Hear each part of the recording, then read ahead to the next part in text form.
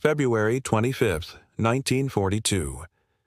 Just weeks after Pearl Harbor, a chill wind sweeps through Los Angeles.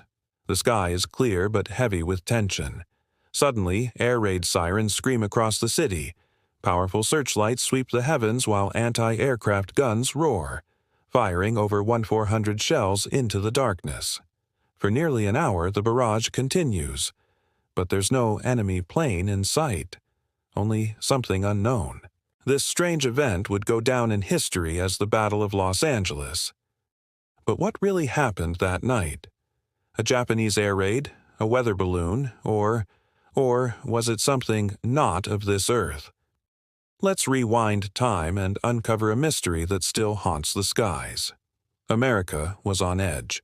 The surprise attack on Pearl Harbor had stunned the nation. Many Americans felt vulnerable and the West Coast was deemed the most at risk. If Japan could launch a devastating strike on Hawaii, could it also invade California? Troops were stationed along the coast, rifles at the ready.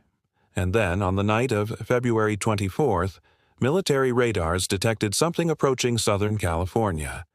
At first, it appeared to be just a blip on the screen, nothing to worry about. But as the night wore on, the blip grew larger and closer. So, at 11 p.m., an order went out. The entire region was to go into blackout. All lights were to be extinguished. People were urged to stay inside their homes, and soon troops were on high alert. Then, just after midnight, the mysterious object was only 70 miles off the coast. Now the military was sure it was an enemy bomber heading straight for downtown L.A. And as the minutes ticked by, so did the danger. At 2:25 a.m., the sirens wailed. An air raid warning was issued. By 3:16 a.m., U.S. anti-aircraft guns began firing into the darkness. Over the next 50 minutes, more than 1,400 shells were launched toward the source of the radar contact. These were no small arms. They were big guns. Howitzers and cannons lit up the night sky, each hoping to intercept the deadly target before it reached the city. Meanwhile, thousands of people poured into the streets. They ran to the hills, to parks, anywhere to get away from the barrage of exploding shells. And what they saw that night was truly shocking. Hovering above the city, locked in the beams of several searchlights, was a huge, bright object moving slowly through the sky.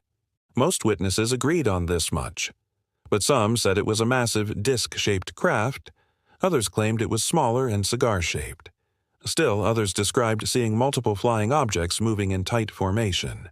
Whatever it was, it seemed almost stationary, sitting silently in the night sky as shell after shell exploded around it.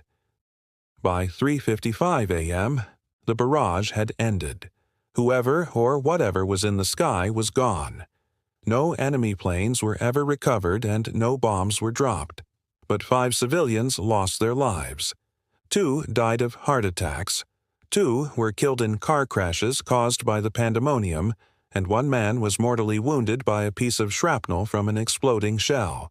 The next morning, the military made a stunning announcement. The previous night's events were a false alarm. The object seen in the sky was not an enemy bomber, but a weather balloon. That might seem like a simple explanation, except that the military, its own radar data, clearly showed an object the size of an airplane approaching the coast. And eyewitness accounts were identical. Thousands of people saw something large, bright, and metallic dancing in the sky amidst a hail of bullets. And there was even photographic evidence. One photo in particular stood out. Taken by a soldier, it showed a bright object surrounded by searchlights. Some believed it was a flying saucer. Years later, that image would be scrutinized and analyzed by UFO researchers. But if it wasn't a Japanese bomber, what was it? Some believed it was simply a case of war nerves. After Pearl Harbor, everyone was on edge. Any strange object in the sky could have triggered mass hysteria. Others blamed poor military communication. The object may have been a weather balloon, but the military failed to properly communicate that fact to the public. In the end, people saw what they feared most. There was, however, another possibility. What if there was something else in the sky? Not a Japanese balloon, not a secret weapon, but a genuine flying saucer. This idea might sound far-fetched, but UFO researchers believe the evidence is right there in official documents. Decades after the battle, Freedom of Information Act requests uncovered declassified reports from that night. And one in particular stood out: Signal Intelligence Report number 240, 163. It detailed an object the size of a B-29 bomber moving erratically on the military's radar. The report concluded, quote, "It is quite possible that the observed anomalous aerial is a Japanese plane of some type not yet reported. Could it be a kamikaze plane, a new type of bomber, or something else, something not of this world?" One thing's for certain: the military never fully explained what was seen that night. Sure, it could have been a weather balloon, but there's no record of such a balloon being released that night, and eyewitness accounts paint a very different picture. Could it have been a secret weapon? Perhaps, but why would the U.S. military fire on its own supposed ally? Maybe it was neither. Maybe there was something else in the sky. If you're thinking this sounds like a classic UFO sighting, well, you're not alone. Ever since the 1940s, UFO researchers have pointed to this incident as one of the first modern UFO sightings. For them, the evidence is clear. Official documents show something was in the sky. Eyewitnesses are in agreement. And the military's own weapons fire supports the idea of an extraterrestrial visitor. But without physical evidence, without a crashed flying saucer or recovered alien bodies, it's hard to say for sure. Some believe this wasn't an invasion force but a group of explorers. Maybe these weren't hostile invaders but curious aliens checking out our world. It makes sense.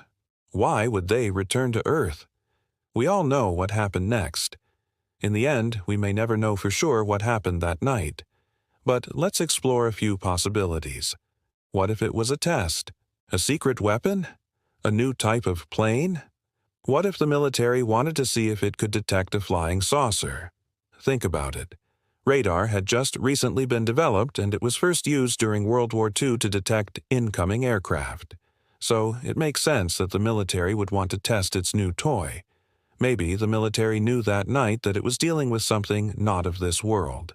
And maybe that's why it fired over 1,400 shells at it. Speaking of shells, what if it was a weather balloon? There's no record of a balloon being released that night. But if one was, where did it go? Was it destroyed by the military's barrage? Or did it simply drift away into the Pacific? And finally, what if it was a cover-up?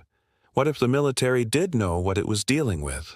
An alien spacecraft? Maybe it didn't want to panic the public or start a war with an extraterrestrial species. So instead of admitting the truth, it concocted a story about a weather balloon. Leave your theory in the comments below. And don't forget to smash the like button and to subscribe for more real-life mysteries from history.